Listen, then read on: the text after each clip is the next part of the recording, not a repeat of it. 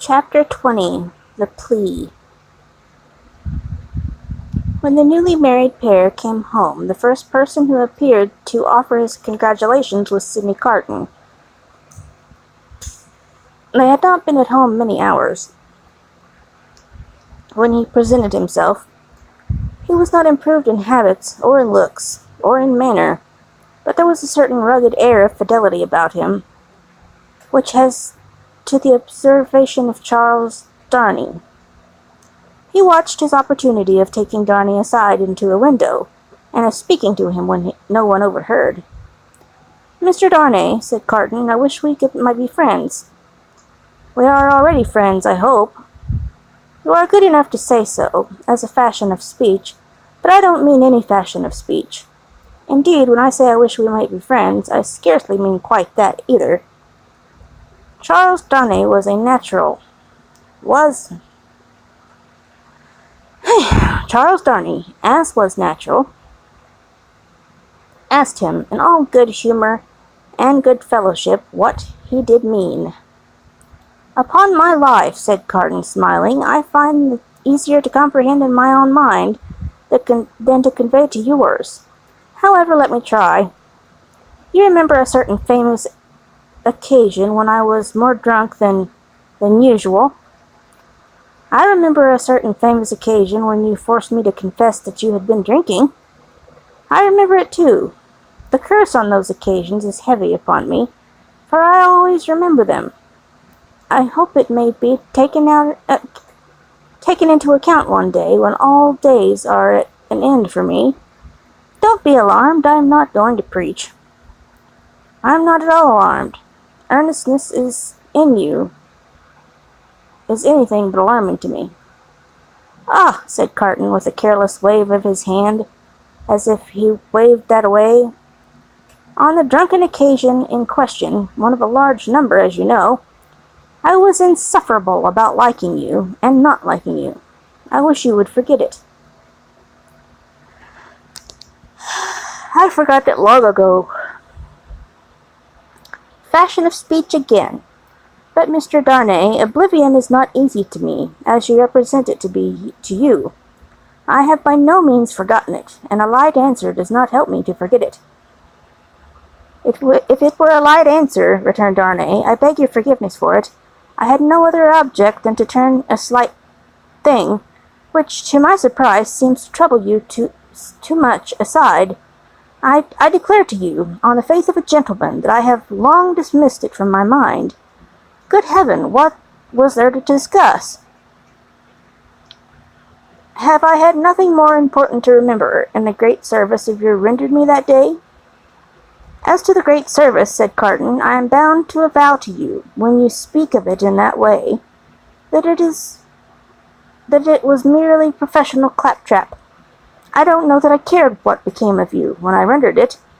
Mind, I say when I rendered it. I am speaking of the past." "You make light of the obligation," returned Darnay, "but I will not quarrel with your light answer." "Genuine truth, Mr. Darnay, trust me. I have gone aside my purpose. I was speaking about our being friends. Now you know me. You know I am incapable of all the higher and better flights of men. If you doubt it, ask Stryver, and he'll tell you so. I prefer to form my own opinion without the aid of his. Well, at any rate, you know me as a desolate dog, who has never done anything good and never will.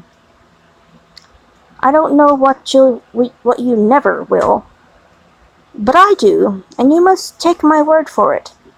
Well, if you could endure to have such a worthless fellow, and a fellow of such indifferent reputation, coming and going at all times, I should ask that I might be permitted to come and go as privileged person here, that I might be regarded as an useless, and I would add, if it be not for the resemblance I detested between you and me, an ornamental piece of furniture, tolerated for its old service, and taken no notice of.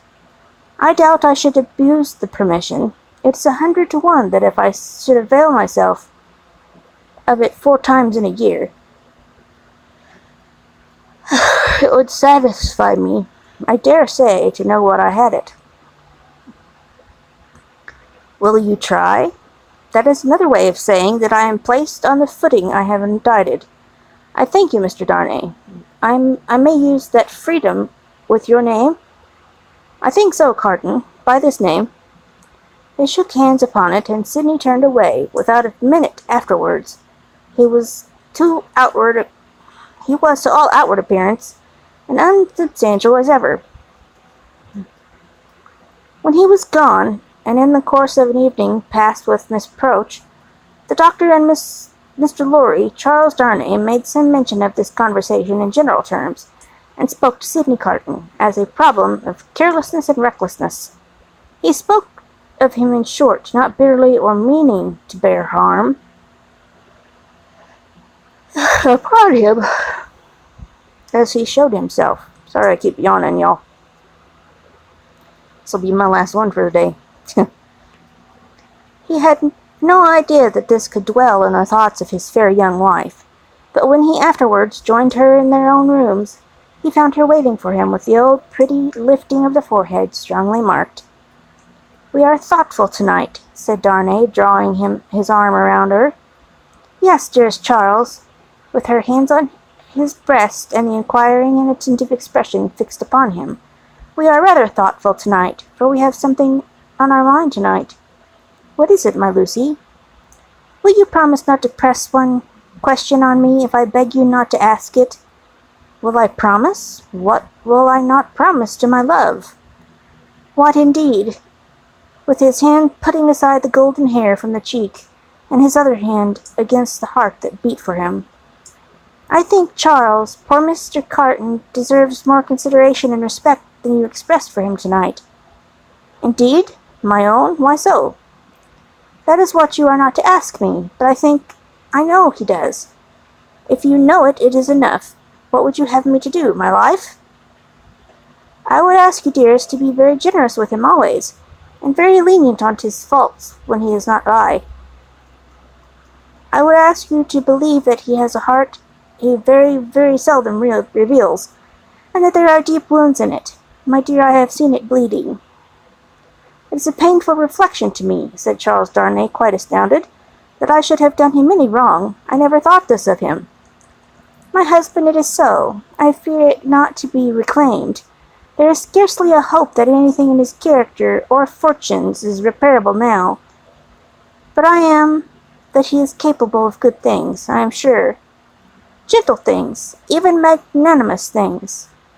She looked so beautiful in the purity of her faith in his lost man, that her husband could have looked at her as she was for hours. Oh, my dearest love," she urged, clinging nearer to him, laying her head upon his breast and raising her eyes to his. "Remember how strong we are in our happiness, and how weak he is in his misery." The supplication touched him home. "I will always remember it, dear heart. I will remember it as long as I live." He bent over the golden head, and put the rosy lips to his, and folded her in his arms. If one forlorn wanderer, then pacing the dark streets, could have heard her innocent disclosure, and could have seen the drops of pity kissed away by her husband from the soft blue eyes, so loving of that husband, he might have cried to the night, and the words would not have parted from his lips for the first time. God bless her for her sweet compassion. That was a short one.